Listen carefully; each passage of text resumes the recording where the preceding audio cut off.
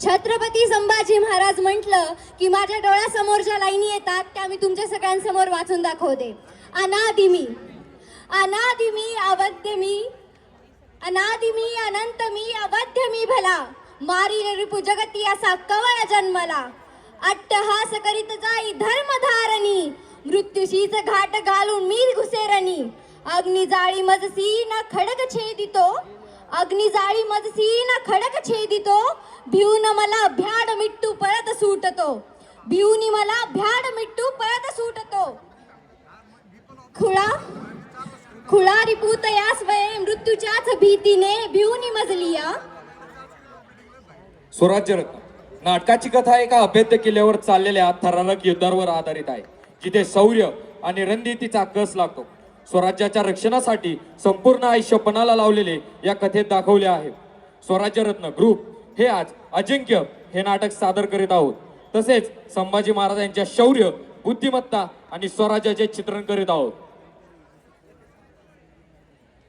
आस्ते कदम, आस्ते कदम, आस्ते कदम, अखंड लक्ष्मी कुंड, वज्रजुडा अलंकृत, राष्ट्रमाता राजमाता जिजाऊ मासाहेबांचा, गणपती भूपती प्रजापती सुवर्ण रत्न श्रीपती, अष्टप्रधान जागृत, अष्टप्रधान वेष्टित, न्यायलंकार मंडित, शस्त्रास्त्र शस्त्र पारंगत, राजनीती धुरंधर, प्रौढ प्रताप पुरंदर, श्रीमंत श्रीमंत शिवाजी महाराज की, शिवाजी महाराज की. धन्यवाद.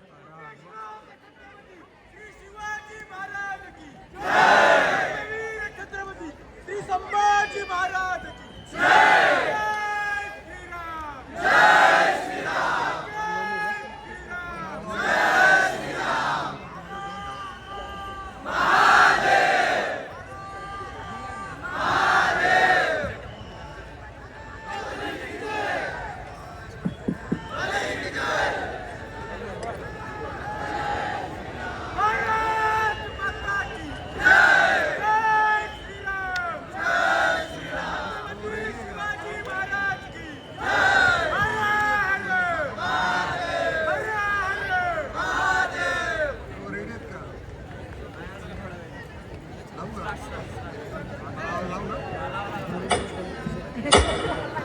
ट्रिनिटी अभियांत्रिकी व संशोधन महाविद्यालय तसेच स्वराज्य रत्न ग्रुप अभिमानाने सादर करीत आहेत नाटक अजिंक्य.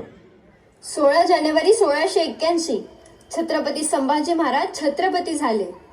परंतु त्याआधी पावले वळली ते शिवसमाधीकडे. तर पवित्र स्थळी येतात युवराज संभाजी महाराज. डोळ्यात अभिमान, हृदयात वेदना आणि मनात अपार जबाबदारी. छत्रपती शिवाजी महाराजांची समाधी जेथे माती सुद्धा आज्ञा देते आणि स्वराज्य आजही तलवारीसारखं ताट उभे आहे. ते नतमस्तक होतात, जणू काळाशी संवाद साधत आहेत.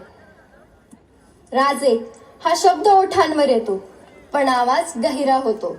वडिलांच्या शौर्याच्या आठवणी, त्यागाच्या कथा आणि स्वराज्यासाठी दिलेलं प्रत्येक बलिदान सगळे एकाच क्षणी मनात दाटून येतं.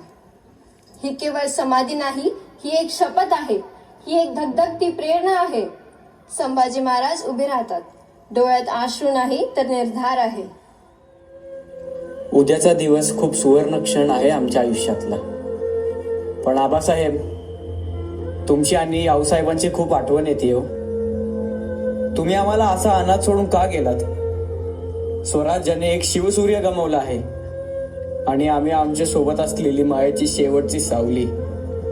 शंभूबाळ, आबासाहेब, आज तुम्ही छत्रपती होणार, स्वराज्याला समर्थ संरक्षक मिळणार. पण आबासाहेब, आम्ही जे गमावलंय ते आम्हाला परत मिळेल? आम्ही आपला रोष समजतो. तुम्ही बालपणी मातृसुखापासून परके राहिलात. आम्हालाही सततच्या मोहिमेमुळे तुम्हाला कधी वेळ देता आला नाही, पण वेळेने तुम्हाला या घडीवर आणून उभे केले आहे, जिथे तुम्हाला रयतेचे माता पिता दोन्ही धर्म निभवावे लागतील. याचे मनावर खूप दडपण आहे आबासाहेब, ते वेगळंच. आम्हाला आपल्या स्थानावर बसायचे आहे. हिंदवी स्वराज्य निर्माते छत्रपती शिवाजी महाराजांच्या 32 मन सोन्याच्या सिंहासनावर आणि लोकांचे नेतृत्व करायचे आहे. प्राणावरची मोहीम आम्हाला पेलेल, पण आपल्या स्थानी बसणं आम्हाला झेपेल आबासाहेब. त्या स्वराज्य सिंहासनाकडे नीट पहा.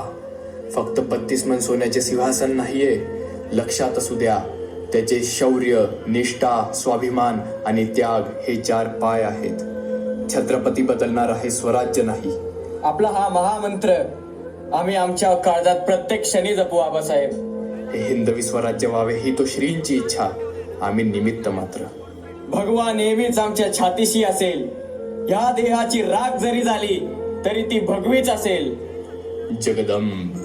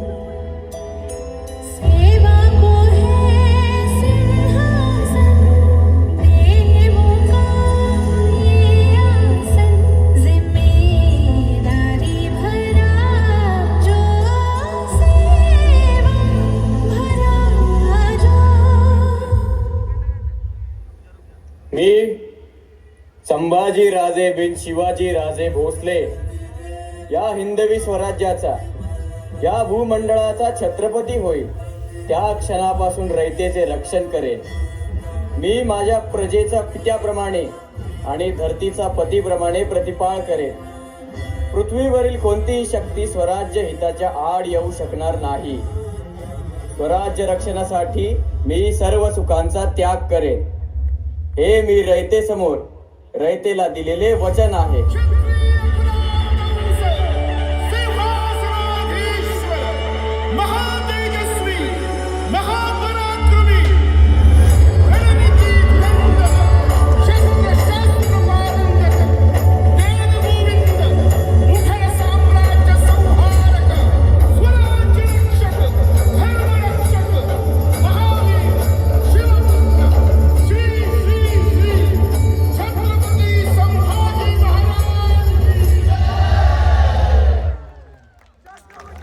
राजे छत्रपती झाले.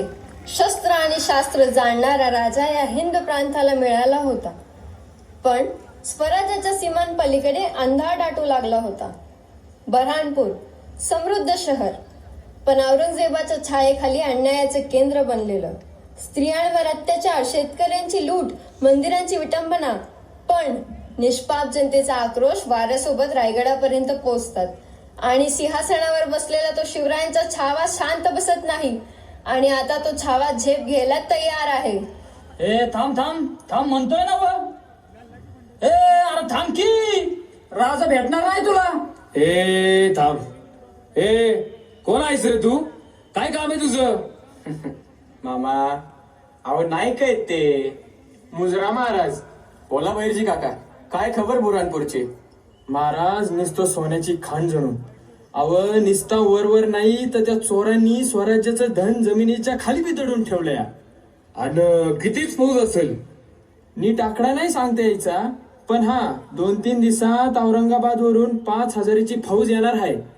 हमने सुना है वह बहुत से पुरा है. मग लूट कंच्या पुरात करायची? अव मामा समद्याच, जमिनीवरच्या बीन खालच्या बी. आमच्या आबासाहेबांनी मुघलांना लुटून त्या औरंग्याच्या दाढीत हात घातला होता, तर बुरहानपूरची राख करून आपण त्याच्या काळजात हात घालू. हर हर महादेव. हुजूर, आपके होते हुए बुरहानपुर पर कोई आज भी नहीं आ सकती. जितना जिजिया हमने लूटा है, बादशाह हमसे बहुत खुश है और हम बादशाह के मनपसंद शहर में है. किसी की मजाल जो कोई हमें आंख उठाकर भी देखे.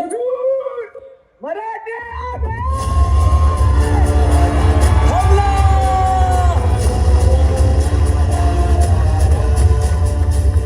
भागो!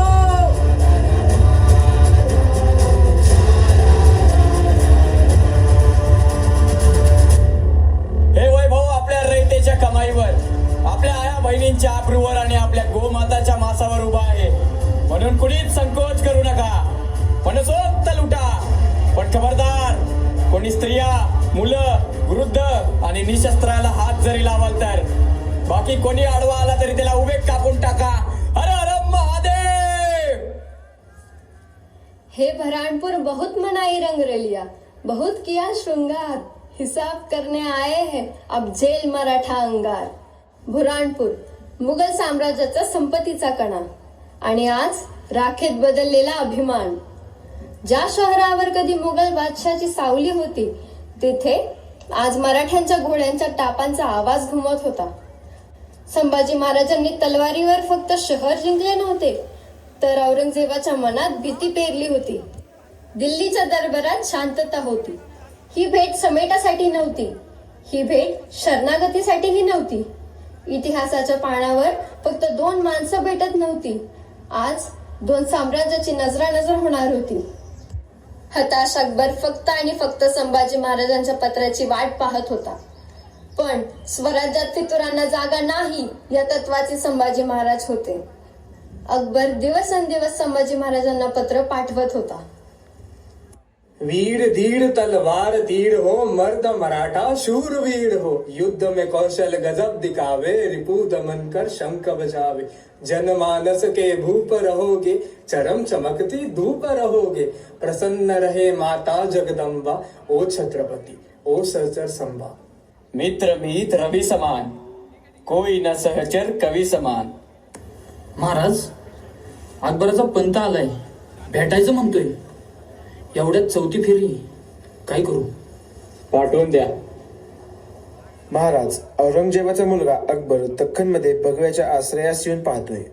तसे त्याचं आपल्याकडे विनंतीचं दुसरं पत्र आलं आहे. आपण त्याच्याकडे मेहरनजर केली तर स्वराज्याला सुखाचे दिवस मिळतील. पंत, स्वराज्य म्हणजे पोरखेळ वाटला का तुम्हासनी? फितुरांना इथे जागा नाही, निघा.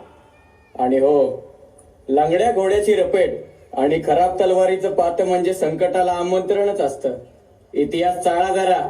ज्यांच्या रक्तातच दगाबाजी आहे ते आमचे काय होणार? आणि अकबराला जाऊन सांगा, स्वराज्यात राहायचं असेल तर गुमाना राहा म्हणावं. अंथरून पसरशील तर पायच काढून घेऊ. आणि हो, पुण्यांदा अशी चूक करू नका. जशी आज्ञा महाराज. परंतु राजन, मिलेंगे नहीं तो इरादा क्या है, कैसे पता चलेगा? कवीजी, तुम्ही जर असं बोलत असाल तर आम्ही तुमच्यावर विश्वास कसा ठेवायचा? हमारे कहने का मतलब ये नहीं था हंबीर मामा. छत्रपती संभाजी महाराजांनी अकबरला आश्रय तर दिला, पण आता एक साप शांत बसला तर दुसरा नाग त्याचा फणा काढून बसलाच होता. तो म्हणजे औरंगजेबाचा अत्यंत जवळ असलेला सिद्दीक खैरियत. अतिशय क्रूर आणि निर्दयी, तेथील बाया नासवत, मंदिरं फोडत आणि शेतकऱ्याला त्रास देणे हाच त्याचा धर्म आणि कर्म. आणि अशा नागाचे बेळ होते किल्ले जंजिरा, समुद्र तटावरील मोकाचा किल्ला. आणि ही गोष्ट रायगडावर संभाजी महाराजांपर्यंत पोहोचली. पण त्यावेळी स्वराज्याचा वारस महाराणी येसूबाईच्या पोटात आकार घेत होता आणि अशा अवस्थेत त्यांना सोडून न जाण्याची भूमिका संभाजी महाराजांची होती. पण स्वराज्यही महत्वाचे होते. काय झालं? आपण खूप चिंतेत दिसताय. जैसे घरात उंदीर तैसे जंजिऱ्यात सिद्धी. त्या सिद्ध्यानं मायना काकांच्या मुलांची मुंडकी छाटून भर दिवसा नाचवली. हे ऐकलं तेव्हा आमच्या काळीच पेलावून गेलं होतं. सिद्धेच्या रक्ताचे पाठ समुद्रात मिळवून जंजिरेवर भगवा फडकणार नाही तोपर्यंत आमच्या मनाला शांतता मिळणार नाही येसू. पण फक्त काय घालमेल तुमची? आपल्याला अशा या नाजूक अवस्थेत सोडून जाण्यात मनाची घालमेल चालू आहे येसू. आपली घालमेल आम्ही समजू शकतो. मायनाक काकाचे मूल म्हणजे स्वराज्याचे अंकुर, आणि त्यांना चिरडणारे पाय धडापासून वेगळे व्हायलाच हवे. तुम्ही आमची काळजी करू नका. तुमचं हेच मनोबळ म्हणजे आमच्या तलवारीची धार. काळजी घ्या, येतो आम्ही. महाराज, तुम्ही निश्चिंत राहा. जंजिरा, समुद्रावर उभा असलेला किल्ला, दगडांचा नाही तर भिंतींचा. या भिंतींमध्ये ध्वज फडकत नव्हते, इथे आक्रोश अडकून राहायचे. सिद्दी खैरियत आणि सिद्दी कासम बादशहाचे रखवालदार म्हणून ओळखले जाणारे, पण इथे ते निर्दय अत्याचारांचे सूत्रधार बनले होते. देवळं उद्ध्वस्त होत होती, घरं पेटत होती आणि माणसाचा अपराध फक्त एकच होता, ते हिंदू होते. हा संघर्ष सत्तेचा नव्हता, हा संघर्ष अस्तित्वाचा होता. समुद्र लाटा आपटत होत्या किल्ल्यावर, पण आत माणुसकीचं अस्तित्व दररोज मोडून पडत होतं आणि जंजिरा अत्याचारांचं बेत बनत चाललं होतं. आणि अशा वेळी स्वराज्याला समजलं ही लढाई किल्ल्यासाठी नाही, ही लढाई धर्म, माणूसपण आणि स्वाभिमानासाठी आहे. चूप, एकदम चूप. सोडा ना आम्हाला, जाऊ द्या. माझे आईबा वाट बघत असतील. मग जाऊ दे, माझं पोर उपाशी अस, ते का दूध द्यायचं मला. चुप, बिल्कुल चुप. बादशाह के सामने. ए, तू चुप. चिल्लाने दे, रोने दे इसे. हमें बहुत मजा आता है. इन मराठों के बाल, इनका बदन लाजवाब. ए फिरंगी, पसंद कर ले इनमें से. This one and this one. हुजूरे आला, गोरे साहब की और एक अर्जी है. इनके कंपनी के 3 जहाज आपके पानी से होते हुए जाना चाहते हैं अगले बंदर की ओर. छोड़ो, ये खैरियत खान आपकी माल की हिफाजत करेगा. हुजूर शुक्रिया, ये नजराना लाए हैं गोरे साहब आपके लिए. शुक्रिया हुजूर. हम माल की निगरानी करने वाले हैं, हम. और ऐसा कौन है जो समंदरों के सिकंदरों से टक्कर लेगा?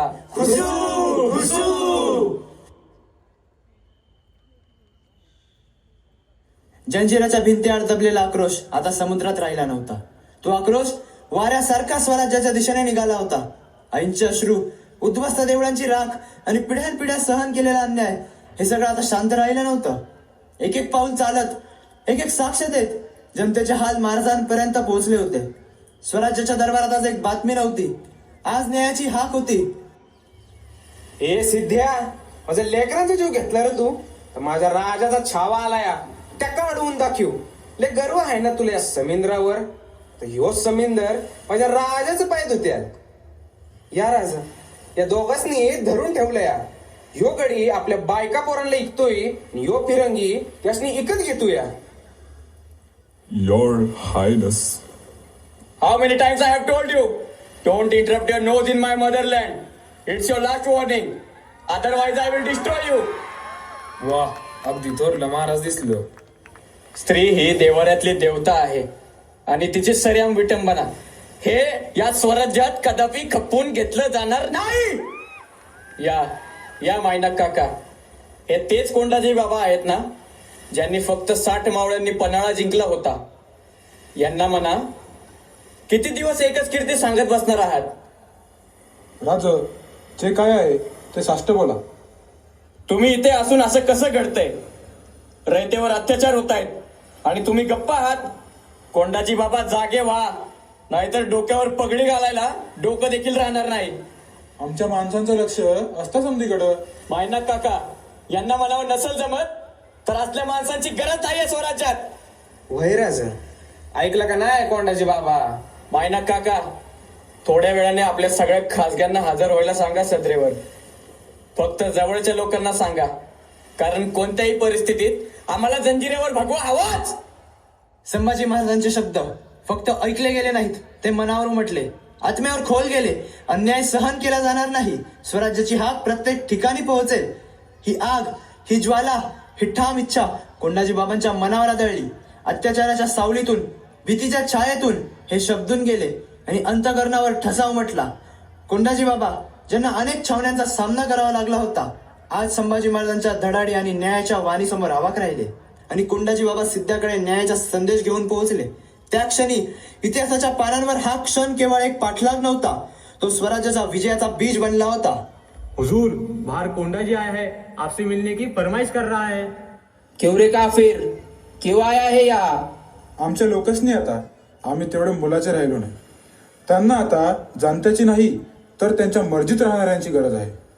मतलब संभाने तुझे धक्के मार कर निकाल दिया? खैरेत साहेब, मैं माझ्या मर्जीने सोडलं शंभूराजसनी, ते कोण मला काढणार आहे? कोंडा जी, हम आपको हमारी तरफ ले ही क्यों? आखिर ठहरे तो आप काफर ही ना. मराठा एक वेळ कटून मारल, पण इमान आणि दिलेला शब्द सोडणार नाही. कोंडा जी, अपनी वफादारी के ऊपर इतना घमंड? तो गोंडा जी, क्या कर सकते हो अपनी वफादारी साबित करने के लिए? हुजूर, एकदा आजमावून तर बघा. कोंडा जी, अगर आप हमारे लिए इतने ही वफादार है तो ये गौमांस खा के दिखाओ. खैरियत साहेब, या शंभूराजसनी सोडला, पण माझा हिंदू धर्म नाही. ठीक है गोंडा जी, मत खा. हमने सुना है मराठों की शान होती है ये पगड़ी, तो अपनी पगड़ी हमारे पैरों पे रखो तो हम आपकी वफादारी मान लेंगे. हुजूर, ये कोंडाजी के इरादे कुछ ठीक नहीं लग रहे हमें. कोंडाजी बाबा फक्त धाडसी योद्धा नव्हते, तर संभाजी महाराजांच्या विश्वासाचे हात होते. सिद्धाकडे पोहोचण्यापूर्वी त्यांच्यात योजना आखली गेली होती. तोफे निष्क्रिय करणे, पत्रांचे व्यवहार फोडणे आणि छावणीतून गुप्त हालचाल करणे ही काही योजना नव्हती, ही स्वराज्याची रणनीती होती. संभाजी महाराजांच्या धैर्याचा आणि दूरदृष्टी बुद्धीचा परिणाम होता. कोंडाजी बाबाने प्रत्येक पाऊल संभाजी महाराजांच्या आदेशानुसार उचलला. क्रूरता, भीती, धोका हे सगळं शत्रूला फसवण्याचा भाग होता. ज्या दिवशी सिद्धी खैरताने कोंडाजी बाबांना पकडले, त्याची क्रूरता फक्त संभाजी महाराजांच्या पुढच्या निर्णयाचं संकेत ठरली. कारण स्वराज्याच्या सेवकाचे बलिदान कधीही वाया जाऊ देणे संभाजी महाराजांच्या तत्वातच नव्हते. आणि त्या दिवशी कोणत्याही भीतीच्या सावलीतून स्वराज्याच्या युक्तीने उभा राहिलेला योद्धा इतिहासाच्या पानांवर अमर झाला. किले का पहरा मजबूत कर दो और खबरदार, जरा सी भी गलती नहीं होनी चाहिए. जो हुकुम. हुजूर, हुजूर, कोंडाजी गद्दार निकला. कोंडा जी, हमें तो तुम पे पहले दिन से ही शक था. हमने हमारे खबरी तुम्हारे पीछे पहले से ही लगा रखे थे.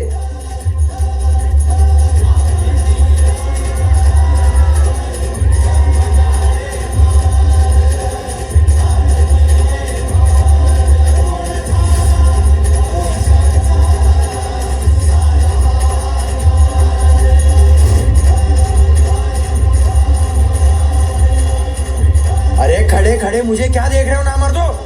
मारो इस शैतान को.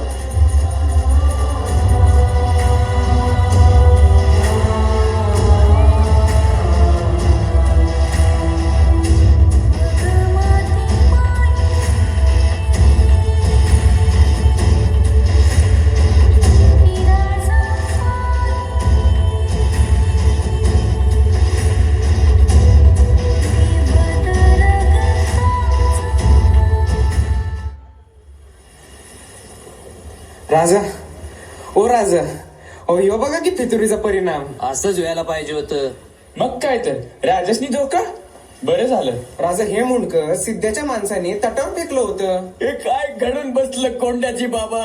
पण राज कोंडाजी बाबाला तर तुम्हीच हाकललं होतं ना. होय, आणि तुम्ही चिडला बी होता की त्यांच्यावर. आणि तसं बी राज त्यांनी काहीच केलं नाही रयतेसाठी. नाही, कोंडाजी बाबा फितूर नाहीत. कोंडाजी बाबा स्वतःहून गेले होते. आम्हाला म्हणाले, राजे तुम्ही निश्चिंत राहा, आम्ही आज जातो, सिद्ध्याच्या सगळ्या तोफा निकामी करतो. आम्ही खूप प्रयत्न केला त्यांना थांबवायचा, पण त्यांनी काय ऐकलं नाही. म्हणले, महाराज तुम्ही इथे थांबा. अहो हा किल्ला काय तुमच्यासाठी अख्खा समुद्र पालत घालतो. कोंडाजी बाबा तुमच्यासारखा निष्ठावान सरदार मिळू शकणार नाही आम्हाला परत. मायना काका, जी राज. कोंडाजी बाबांचं हे बलिदान स्वराज्यातला कोणताच व्यक्ती विसरू शकणार नाही. कोंडाजी बाबा आम्हाला शपथ आहे तुमच्या बलिदानाची. त्या सिद्ध्याच्या रक्ताने समुद्र अख्खा लाल करेन.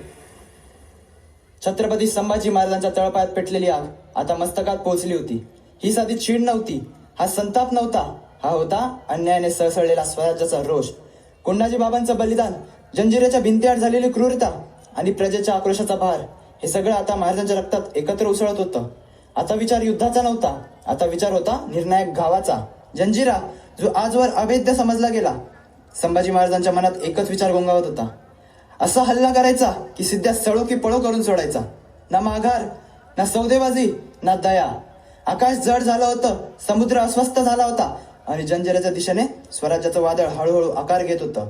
कारण ज्या दिवशी छत्रपती संभाजी महाराज चाल करून निघतात, त्या दिवशी किल्ले पडत नाहीत तर संपूर्ण दहशत चिरडली जाते. काय काय योजना बनवावी ज्याने या सिद्ध्याचा नायनाट होईल. सुचते का काही? आबासाहेब, आपण? होय, आम्हीच. आपण खूप चिंतेत दिसता. काय झाले? पहा ना आबासाहेब, या सिद्ध्याच्या आतंकामुळे आपली सर्वसामान्य रयत खूप घाबरून आहे. राजे, ह्याच सर्वसामान्य रयतेसाठी आपण त्या सिंहासनावर बसले आहात. आबासाहेब, पण ह्या परिस्थितीत काय करावं आम्हाला सुचतच नाहीये हो. परिस्थिती नेहमी मराठ्यांच्या विरोधातच आहे. शंभू बाळ, काही प्रश्नांची उत्तर आपल्या जवळच असतात, पण दिसत नसतात. ते आपल्याला शोधावे लागतात. तुमच्या या प्रश्नांचे उत्तर देखील तुमच्या जवळच आहे, ते शोधा. शंभूराजे, तुम्हाला एक गोष्ट सांगतो. तुमच्या प्रश्नाचं उत्तर मिळतंय का बघा. जी आबासाहेब. राजे, तुम्हाला रामायण माहिती आहे? होय आबासाहेब, माहिती आहे, पण त्याचं काय? त्यातील शेवटचा अध्याय आठवा. हनुमंत दर्या पार करून माता सीतेला शोधतात, परंतु पूर्ण सैन्य समुद्र लांघून लंकेपर्यंत पोहोचू शकते का? नाही.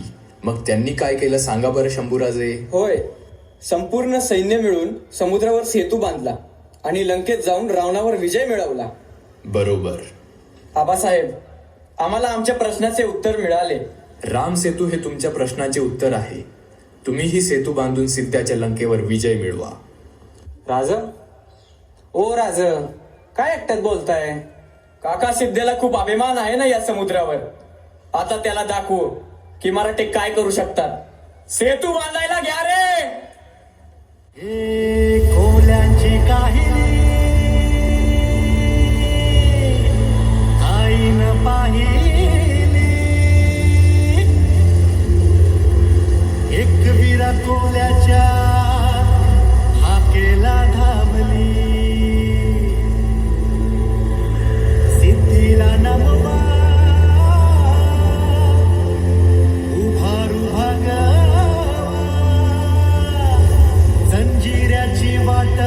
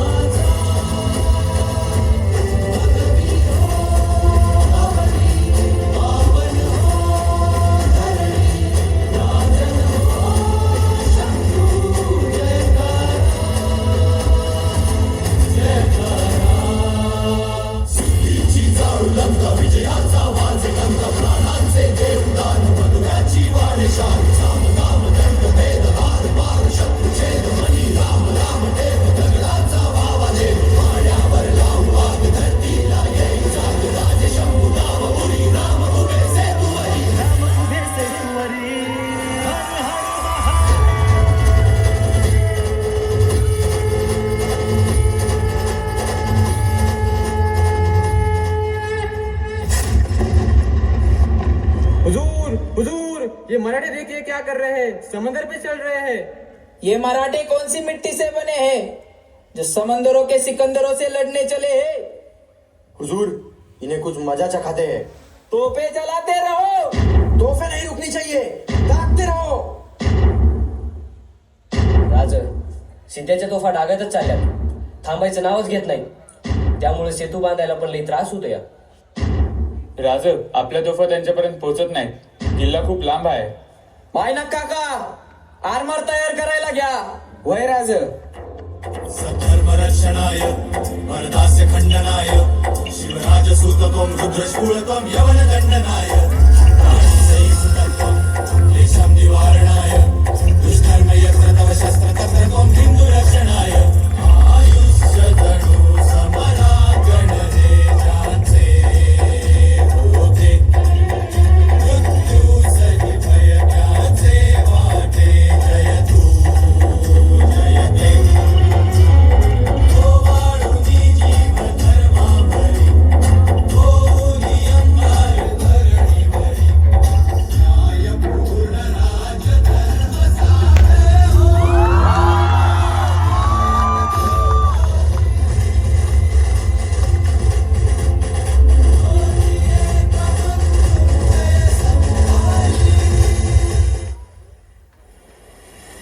जंजिरा किल्ला हा सिद्ध्याच्या ताब्यात असलेला एक अत्यंत बलाढ्य आणि अवैध किल्ला होता. छत्रपती संभाजी महाराजांनी आपल्या अद्वितीय शौर्य आणि धैर्याच्या जोरावर हा किल्ला जिंकण्याचा निर्धार केला होता. त्यांच्या मोहिमेमुळे सिद्धी खैरतमध्ये प्रचंड दहशत निर्माण झाली होती. मात्र याच काळात दख्खनच्या राजकारणात एक कपटी आणि धूर्त वळण आले. मुघल सम्राट औरंगजेबाने आपली कूटनीती वापरत दख्खनमध्ये उतरण्याचा निर्णय घेतला. मराठा साम्राज्याची वाढती ताकद आणि संभाजी महाराजांचा पराक्रम बघून औरंगजेब घाबरला होता. म्हणूनच त्याने थेट दख्खनमध्ये येऊन मराठ्यांवर दबाव आणण्याची योजना आखली. नाईक, भारी बातमी आहे. तो औरंगजेब स्वतः लाखो फौज घेऊन महाराष्ट्रात घुसला आहे. मला ठाऊक होतं, तो इतक्या लवकर हार मानणारा नाहीये. महाराज आता जंजिरेच्या मोहिमेवर आहेत. ही खबर लगेच त्यांच्यापर्यंत पोहोचली पाहिजे. म्हणूनच ही बातमी कोणाच्या हातात देणार नाही. मी स्वतः राजांकडे चाललोय. नाईक, तुम्हीच जाणार? रस्ता फार धोक्याचा आहे. मोगलांची फौज चौबाजूंनी पसरली आहे. धोका म्हणतेस? अरे, सौराज्यासाठी जीव धोक्यात घालणं हेच तर आपलं काम आहे. तुम्ही समदे इथंच थांबा. मोगलांच्या हालचालींवर बारीक नजर ठेवा. मी स्वतः जंजिरेला जाऊन राजाने ही खबर देऊन येतो. नाईक, तुम्ही निर्धास्त जा. इथली काळजी आम्ही घेतो. सळसळतंय रक्त शिवबाचे भक्त. आलं ना वादळ आलं, कुणी अडवी या वादळा. आलंच कुणी अडवायला, त्याचा वाजू आम्ही खुळखुळा. छाती ठोकून सांगते मी शिवबाचा मावळा. तो औरंग्या सौराज्यात आला असेल, पण त्याला एक गोष्ट ठाऊक नाही. ही माती माझ्या राजाची हाय आणि इथला प्रत्येक मावळा वादळासारखा उभा आहे. हर हर महादेव.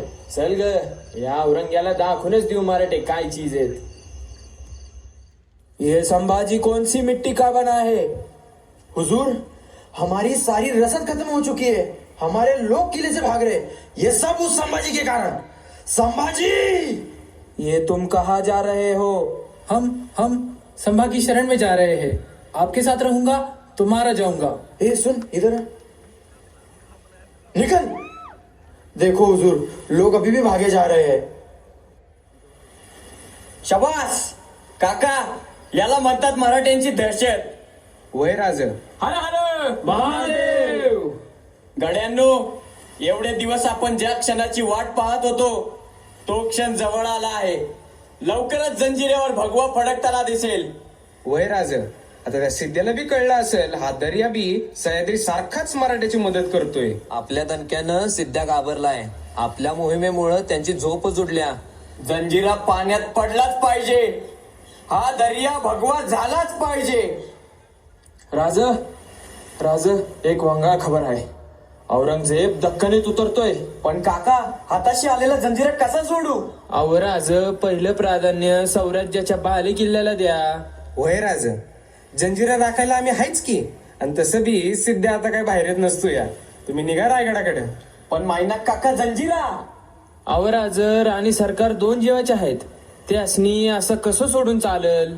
काका, किल्ला आज नाही पडला तरी चालेल, पण सिद्धेच्या छातीत भीती बसली आहे की मराठे समुद्राला देखील आव्हान देतात. कोंडाजी बाबा, तुमचं बलिदान आम्ही कधीच विसरणार नाही. आज नाही, उद्या नाही, पण एक दिवस या जंजिरेवर भगवान नक्कीच फडकेल. स्वराज्याचा मार्ग नेहमी सरळ नव्हता. तो रक्ताने लिहिला गेला आणि निर्धाराने पुढे नेला गेला. त्या दिवशी समुद्राने पाहिलं, मराठा फक्त डोंगरातच नाही तर लाटांचाही राजा आहे. जंजिरा त्या दिवशी पडला नाही, पण मराठ्यांचा दरारा समुद्रावर उमटला. हा पराभव नव्हता, ही पुढच्या पिढींसाठी पेटवलेली मशाल होती. इतिहासाने पुढे अजून कठीण परीक्षा घेतल्या, पण संभाजी महाराजांनी स्वराज्याचा अभिमान कधी झुकू दिला नाही. पुढील परीक्षा म्हणजे दख्खनेत उतरलेला औरंगजेब, जो आता कल्याण भिवंडीत येऊन ठेपला होता.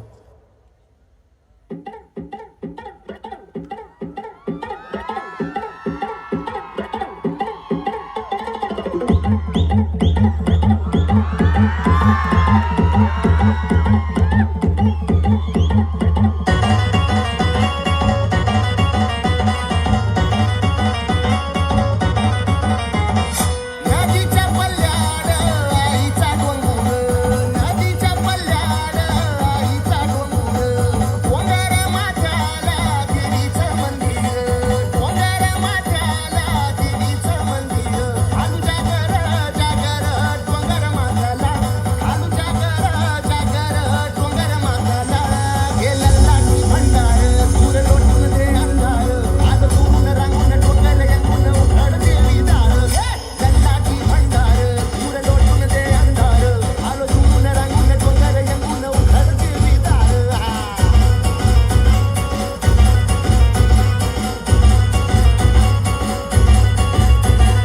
नदीच्या पाण्यावर आईनं फुलत, नदीच्या पाण्यावर आईनं फुलत. उठा नजरेच्या तालावर काळीचं डुलत, उठा नजरेच्या तालावर काळीचं डुलत. जीवाच्या गुंडाला, नाद आला ग जीवाच्या गुंडाला. गेला लाठी भंडार दूर लोटून दे अंधार, आज दूरून रांगून डोंगर यंगून उघड देवी दार.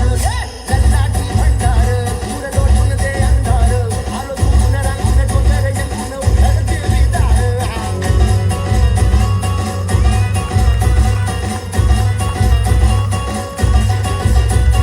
डोळा भरून तुझी मूरत पाहिलं, मूरत पाहिलं तुझा महिमा गाईनं, महिमा गाईनं तुला घुगऱ्या वाहिनं, घुगऱ्या वाहिनं तुझा भंडारा खाईनं.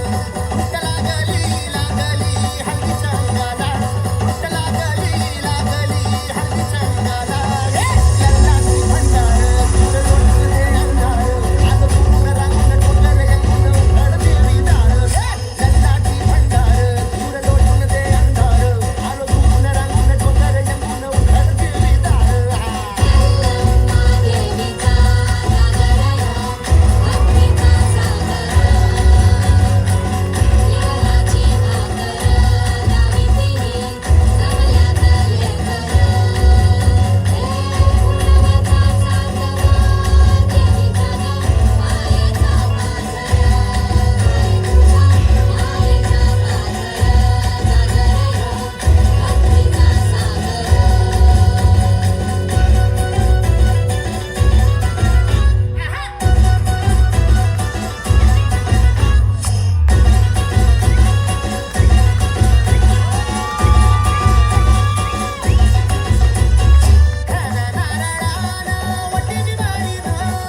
वटीची बारीनं तुझी सेवा करीनं, सेवा करीनं तुझा देवारदारीनं, देवारदारीनं माझी उजळवाडीनं. आई सांभाळ सांभाळ तुझीच लेकराला, आई सांभाळ सांभाळ तुझीच लेकराला. ये क्या नाच गाना चल रहा है इधर? बंद करो इसे. Yeah.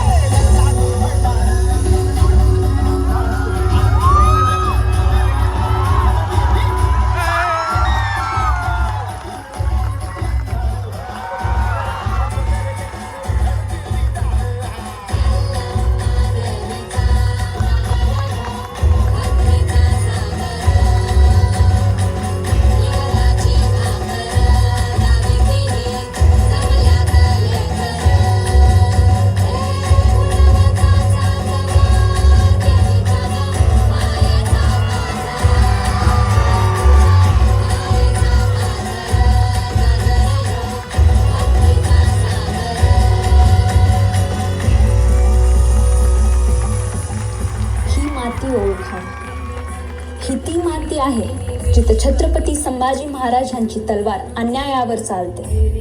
तुम्हाला वाटलं स्त्री म्हणजे फक्त आश्रू, फक्त भीती, फक्त कैदेत रडणारी सावली. पण लक्षात ठेवा, स्वराज्याच्या मातीत जन्मलेली स्त्री आश्रूंनी नाही, अग्नीने ओळखली जाते. ज्यांनी आमच्या सन्मानाला हात लावला त्यांना आज उत्तर मिळालं आहे. ही तलवार फक्त एका राक्षसाला नाही, तर त्या विचारालाच संपवते ज्यांना वाटतं स्त्री कमजोर असते. कारण संभाजी महाराजांच्या स्वराज्यात स्त्री अबला नसते, ती रणरागिणी असते. आणि रणरागिणी समोर प्रत्येक अत्याचारीचा शेवट आज सारखाच होतो. हर हर